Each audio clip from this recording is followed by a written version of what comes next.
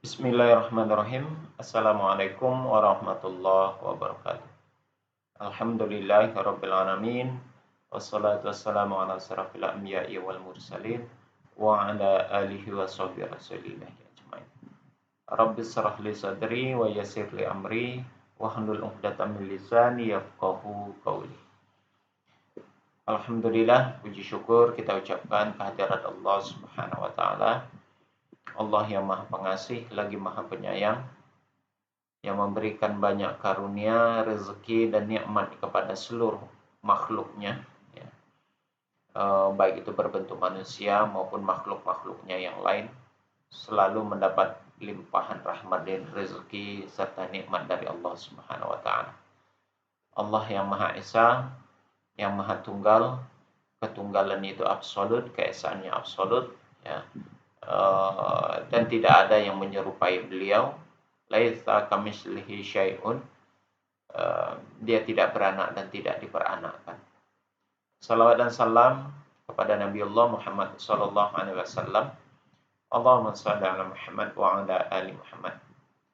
Uswatun hasanah, contoh suri tauladan hidup buat seluruh umat manusia. Bahkan tidak hanya sekedar manusia saja, bahkan sampai ke bangsa jin. Karena memang Rasulullah diutus juga tidak hanya sekedar untuk mendakwahkan manusia, tapi juga mendakwahkan agama Islam itu ke kaum ataupun ke bangsa jin. Wa ma khalaqtul jin wal ins illa liya'budun. Manusia dan jin mendapat perintah yang sama, tujuannya diciptakan oleh Allah adalah untuk beribadah dan berta'abbudi kepada Allah Subhanahu wa taala. Saudara sekalian, hari ini kita dapat berbincang-bincang kembali berkaitan dengan perbandingan agama. Yang kita bicarakan pada saat ini adalah tentang konsep ketuhanan dalam beragama. Agama apapun, ya, yang dibawa oleh para nabi dan rasul,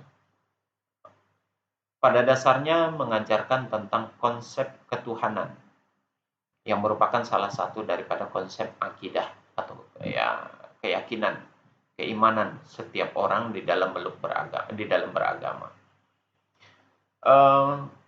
Islam sebagaimana yang kita ketahui meyakini sosok atau zat yang memang pantas untuk disembah hanyalah Allah semata. Ya. Muhammad sebagai utusan Allah, sebagai Rasulullah, memperkenalkan begitu banyak ayat-ayat Al-Quran tentang siapa sebenarnya sosok Tuhan yang pantas untuk disembah.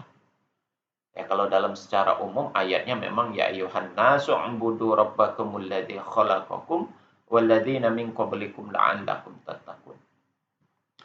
Wahai manusia, sembahlah Tuhanmu, Tuhan yang menciptakan kamu dan juga menciptakan orang-orang sebelum kamu, agar kamu menjadi orang yang bertakwa. Jelas di situ perintah untuk menyembah sosok yang dipertuhankan, yang secara simpel dikatakan di situ Tuhan yang pantas untuk disembah itu yang menciptakan manusia juga menciptakan orang-orang sebelum manusia. Di dalam ayat lain, di dalam surat Al-Ikhlas, tentang sosok Allah itu juga diperkenalkan.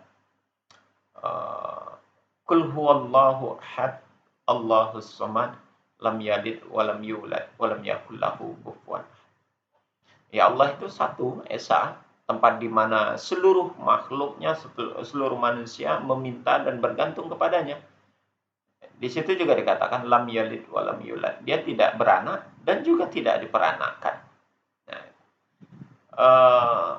di lain ayat ada dikatakan Allah itu laisa kamitslihi syai'.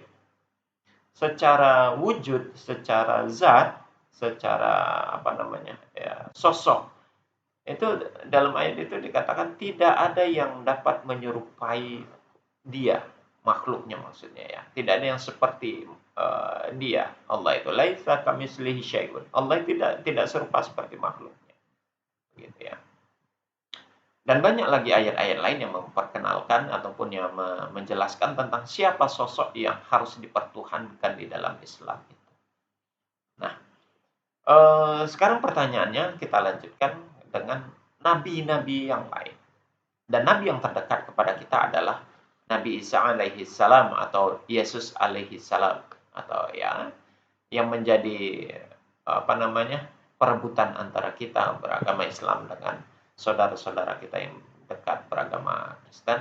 Yang membedakan keyakinan kita dengan mereka dari konsep teologis adalah tentang sosok Yesus.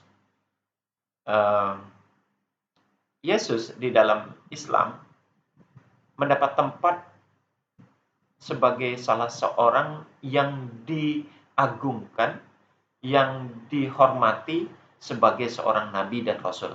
Ya, di antara sekian banyak utusan Allah, nabi dan rasul, salah satunya adalah Yesus. Itu dalam konsep Islam. Ya. Sementara dalam konsep teologis saudara-saudara kita yang beragama Kristen, Yesus adalah sosok yang diagungkan, yang dihormati, tapi dalam konsep dia sosok sebagai Tuhan. Nah, ini yang membedakan konsep antara kita dengan saudara-saudara kita yang beragama Kristen. Nah, saudara, kembali saya akan mencoba membincangkan terjemahan Injil Barnabas. Apa yang kita ingin angkat di dalam ayat ini? Ya, ini Yesus memperkenalkan Tuhannya. Jadi kalau saudara-saudaraku yang beragama Kristen memperkenalkan Yesus sebagai Tuhan, meyakini Yesus sebagai Tuhan, ironinya justru Yesus sendiri punya Tuhan, gitu loh. Ya, apa buktinya? Banyak terpapar di dalam Perjanjian Lama, dalam Perjanjian Baru, ya, khususnya Perjanjian Baru lah, ya, tentang di mana Yesus itu berdoa, Yesus beribadah, Yesus itu sholat, Yesus berpuasa, apalagi Yesus melaksanakan khitan, Yesus melaksanakan ibadah ritual lainnya lah banyak, ya. Itu artinya dia beribadah. Kalau dia Tuhan, lalu dia beribadah kepada siapa gitu? Kalau dia Tuhan, dia berdoa, doanya itu kepada siapa? Kan jadi suatu pertanyaan. Kalau dia Tuhan, dia sholat, sholatnya kepada siapa? Dia beribadah, Yesus beribadah, tapi ibadah, bukankah dia Tuhan? Kalau dia beribadah kepada Tuhan yang mana lagi gitu ya.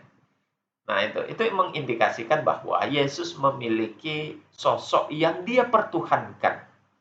Jadi kalau saudara-saudaraku yang beragama Kristen mempertuhankan Yesus, ironinya Yesus punya Tuhan lagi tuh. Ya, punya Tuhan, punya Bapa, punya ya kalau dalam ayat Alkitab itu Eli Eli lama sabachthani, Tuhanku Tuhanku, kenapa engkau pergi meninggalkan aku? Begitu ya. Artinya Yesus ada sosok lain yang dia pertuhankan. Makanya dia berdoa, makanya dia beribadah. Baik, di dalam Injil Barnabas ini Yesus memperkenalkan Tuhannya, memperkenalkan sosok siapa yang dia pertuhankan itu.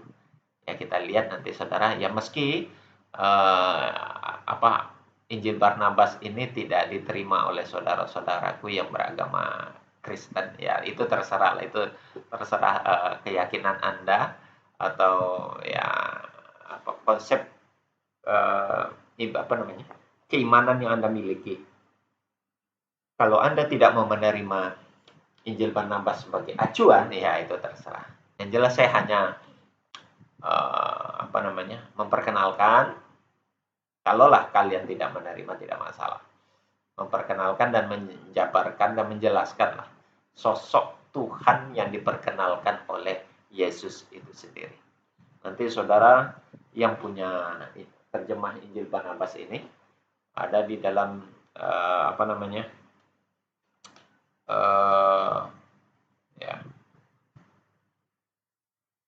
di dalam Injil Barnabas ini, Injil pasal 17 ayat yang ke-50.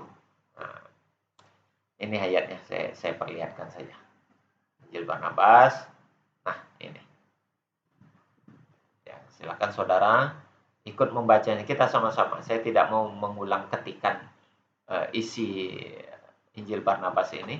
Lebih baik saya ambil fotonya atau screenshotnya, lalu kita paparkan. Jadi kelihatan bukan saya yang membuat, bukan saya mengetik ulang, tapi ini memang ada dalam kitab asli, kitab terjemahan Injil Barnabas ini dia nih. Nah, ini ayatnya ini. Ini ayatnya, saudara. Baik, kita baca. Yesus menjawab. Jadi ini ayat ini terjadi dialog antara Yesus dengan Philip, di mana Philip mempertanyakan tentang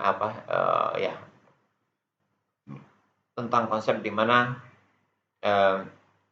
dia ingin mengenal siapa sih sosok Bapa atau Allah yang dia sembah. Ya. Jadi jawab Yesus menjawab, Philip, Allah ialah suatu kebaikan. Ya, Allah adalah suatu kebaikan. Tanpa Allah adalah nihil kebaikan. Allah ialah sesuatu yang maha ada. Tanpa Allah adalah nihil yang ada. Allah ialah suatu yang maha hidup. Tanpa Allah adalah nihil hidup. Begitu maha besar bahwa dia memenuhi segala dan ada di mana-mana. Jadi Allah itu ada segala di mana-mana. Allah itu berada dan ya di mana-mana pun, dimanapun dia mengisi ruang dan waktu, begitu ya. Tidak terbatas oleh ruang dan waktu. Dia sendiri tiada mempunyai bandingan. Nah, ini yang kalau kita setarakan ayatnya di dalam Al-Quran, kalimat ini, dia sendiri tiada mempunyai bandingan. Nah, ini semirip betul dengan kata-kata laisa kamitslihi syai'. Tidak ada yang menyerupai seperti dia. Ya, Allah itu tidak serupa seperti makhluknya atau ciptaan. Itu sangat simpel. Dia tidak berawal, tidak juga dia akan penuh mempunyai suatu akhir. Nah, kalau saudara pernah membaca ayat Al-Quran, huwa awwalu wa akhiru. Nah, ini semakna benar. Dia tidak berawal, tidak juga dia akan pernah mempunyai akhir. Huwa awwalu wa akhiru. Ya. Tetapi terhadap segala sesuatu, dia telah memberikan suatu permulaan, dan terhadap segala sesuatu, dia akan memberi suatu pengakhiran. Ya, karena kalau ciptaannya, kalau makhluknya, ada permulaan dan ada akhir. Sementara Allah tidak ada awal, tidak ada permulaan, dan tidak ada akhir. Di absolut kesempurnaannya begitu melebihi kapasitas. Dia tidak terbatas oleh ruang dan waktu. Itu yang saya maksud. Kita lanjutkan. Dia tidak mempunyai bapa, tidak pula punya ibu. Nih, ya. Dia tidak mempunyai bapa dan tidak punya ibu. Dia tidak punya putra, dia tidak berputra, tidak juga bersaudara, apalagi sahabat. Saudara, ini begitu jelas dan tegas ayat ini mengatakan yang namanya Allah itu dia tidak punya bapa, dia tidak punya ibu, dia tidak punya putra dan juga tidak punya saudara, apalagi sahabat. Artinya keesaan dia itu betul-betul mutlak. Kalaulah kita mau sandingkan dengan surat Al-Ikhlas tadi, ya di awal yang sudah kita bicarakan, keterangan itu sangat cocok sekali dengan ayat ini. Qul huwallahu ahad, Allahus samad, lam yalid wa lam yulad wa lam yakul lahu kufuwan ahad. Ya, Allah itu tidak punya anak dan Allah tidak beranak dan tidak diperanakkan. Maka kalau ada orang yang mengatakan, yang memiliki keyakinan Allah itu punya anak, punya ibu, punya istri, begitu ya. Sungguh kata Allah di dalam surat Al-Maidah dikatakan, laqad kafarul ladzina qalu innallaha tsalisun salasah. Sungguh telah kafirlah orang yang mengatakan Allah itu salah satu dari yang tiga. Dipertegas di situ. Dalam ayat lainnya dikatakan laqad kafarul ladina innallaha tsalisun salasa. Laqad kafarul ladina huwal masih ibnu Maryam. Kafirlah orang yang mengatakan Allah itu adalah Al-Masih putra Maryam. Ayat itu sangat identik, sangat apa namanya ya, sangat identik dengan makna yang ada di dalam penjelasan Yesus di dalam surat Injil Barnabas pasal 17 ayat 50 ini. Dia tidak mempunyai bapa, tidak pula mempunyai ibu, tidak berputra, tidak bersaudara, juga apalagi bersahabat. Dia tidak ada. Jadi mutlak satu. Allah itu memang esa adanya. Jadi tidak benar. Kalau Allah itu punya anak, Allah itu punya istri, Bunda Maryam, salah. Ini yang dijelaskan oleh Yesus. Tuhannya Yesus itu begini, yang tunggal, yang mutlak, yang esa, yang ahad. Dan esanya tidak trinitas, tidak ada unsur lain. Memang dia mutlak keesaannya. Kita lanjut, saudara. Dan karena Allah tidak berjasad, Allah tidak berjasad. Yesus berjasad. Jadi kalau saudara-saudaraku yang mempertuhankan, yang mengatakan Tuhan kami kelihatan, tidak. Allah itu tidak berjasad. Ya? Yesus bukan Allah. Yesus bukan Allah. Kita lanjut dulu. Dan karena Allah tidak berjasad, oleh sebab itu dia tiada makan. Ingat, Allah tidak makan. Yesus makan. Ya. Tiada tidur, tiada wafat. Yesus tidur. Dan Yesus wafat. Ingat, Allah tidak wafat. Ya. Dan tidak ada unsur Yesus, tidak ada unsur Bapa di dalam diri Yesus. Tidak ada unsur ketuhanan di dalam diri Yesus. Nih, lihat. Allah juga tiada berjalan, tiada bergerak, tetapi tetap kekal, tanpa persamaan seperti manusia. Ingat, Allah tidak seperti manusia. Jelas ini dikatakan. Yesus itu mirip manusia, bukan mirip lagi, memang manusia. Dan Allah bukan seperti manusia. Lihat ini. Ya, tetapi tetap kekal tanpa persamaan seperti manusia. Karena dia adalah niskal, tak bercampur, imaterial, bukan material, dia imaterial. Dia tidak bercampur, tidak ada unsur lain selain dari unsur Allah. Tidak ada unsur Roh Kudus, tidak ada unsur Yesus. Allah mutlak. Itulah Tuhannya Yesus itu, gitu ya. Dari zat yang maha tunggal. Nah, nih dipertegas. Zat yang maha tunggal. Kul huwallahu ahad. Katakanlah Allah itu ahad. Allah itu satu, tunggal. Dia adalah demikian maha baik, bahwa dia mencintai kebaikan melulu. Dia adalah begitu maha adil, sehingga apabila dia menghukum atau memaafkan, tidak dapat disangkal. Jadi Allah ketika menghukum ataupun memaafkan itu tidak dapat disangkal lagi. Pendeknya, aku katakan kepadamu Philip, bahwa di sini, di atas bumi ini, engkau tidak dapat melihat dia. Lihat. Kata Yesus kepada Philip, memperkenalkan Allah bahwasanya di atas bumi, Allah itu tidak dapat dilihat. Nah, kalau kalian mempertuhankan Yesus, Yesus itu dapat dilihat. Sedangkan dalam keterangan Yesus sendiri, yang namanya Allah itu tidak dapat dilihat. Jadi Tuhan itu tidak dapat dilihat. Tidak juga mengetahui dia secara sempurna.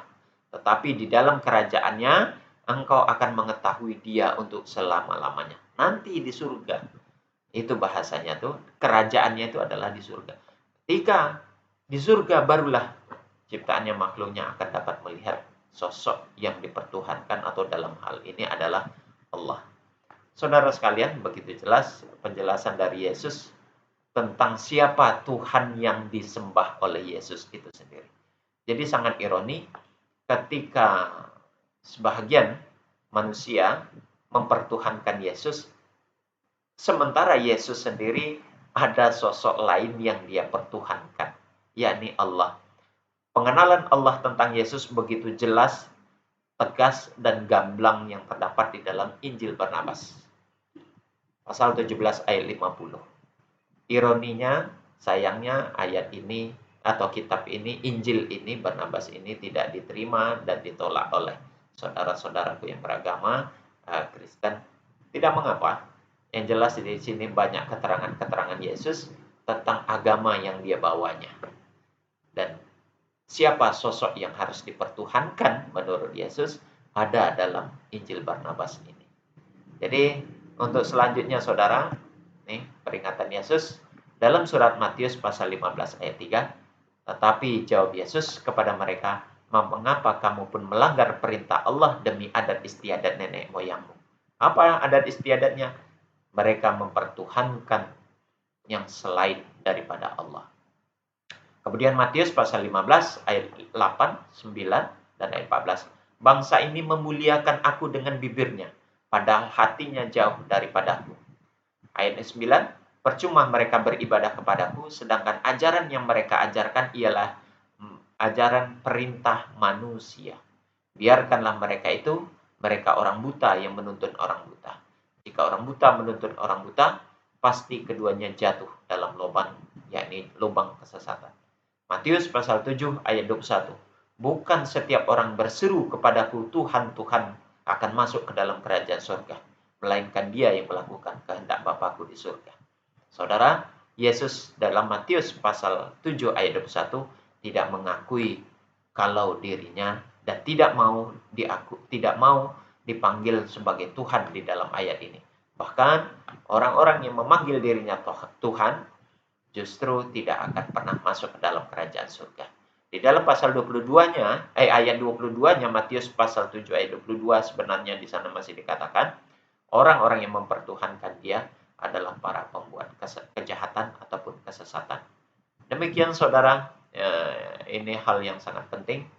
Ketuhanan Yesus ataupun Tuhan, sosok yang dipertuhankan oleh Yesus begitu jelas dan gamblang dijelaskan oleh Yesus. Siapa Tuhannya Yesus itu sendiri. Demikian saudara, kita tutup dengan kafaratul majelis. Subhanakallahumma wa bihamdika asyhadu an la ilaha illa anta astaghfiruka wa atubu ilaik. Assalamualaikum warahmatullahi wabarakatuh.